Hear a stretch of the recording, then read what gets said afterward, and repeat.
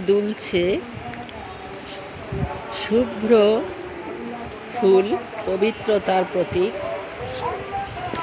শুভ্রতাকে আমরা পবিত্রতা বলে থাকি। এই ফুলটি আপনারা চিনেন, এটা হচ্ছে তেলাকুচা ফুল। মালার মতো তেলাকুচা ফুল ঝুলে আছে। পাখি খেয়ে বীজ ফেলে দেয়, সেখান থেকেই আমার ছাদ বাগানে বিভিন্ন রকম ভেষজ গাছ হয়। তেলাকুচা গাছটাও একটা ভেষজ গাছ।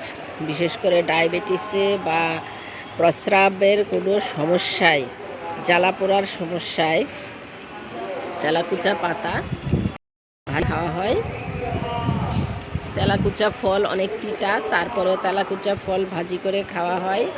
উপকারিতার জন্য ভেষজ গুণ রয়েছে। তো তেলাকুচার মূল থেকেই চারা হয় আর বীজ থেকে চারা হয়। মূল একদিন পর্যন্ত মাটির নিচে থাকে এবং পরে এক সময় চারা গজিয়ে ওঠে। তো বীজ পাখিরা নিয়ে যায়, কারণ তেলাকুচা ফল পেকে গেলে অনেক সুন্দর টুকটুকে লাল হয়।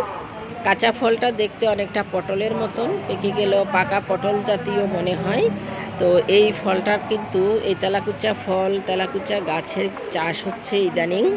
তো যদিও সীমিত আকারে, তবু চাষ হচ্ছে। আর তেলাকুচা পাতা ভাজি করে খান, অনেকে ভর্তা করে খায়। আমার আরেকটা ভিডিও আছে তেলাকুচা সংক্রান্ত। দেখেন তেলাকুচা পাতা বেয়ে বেয়ে উঠে গিয়েছে আমার চারা জাম গাছে আর অরবরই গাছে। তো এই একটা যে গাছের সম্মিলন, গাছের যে সহাবস্থান, এইগুলো দেখতে অনেক ভালো লাগে। সুন্দর একটা আবহ তৈরি হয় ছাদ বাগানে। তো আপনারা তেলাকুচার গাছ যদি বাগানে দেখেন তাহলে ছিঁড়ে ফেলবেন না। আর বনে বাদারে জঙ্গলে অবহেলায় পড়ে থাকে, এটাকে আপনারা খাবেন এবং এর উপকারিতা গ্রহণ করবেন।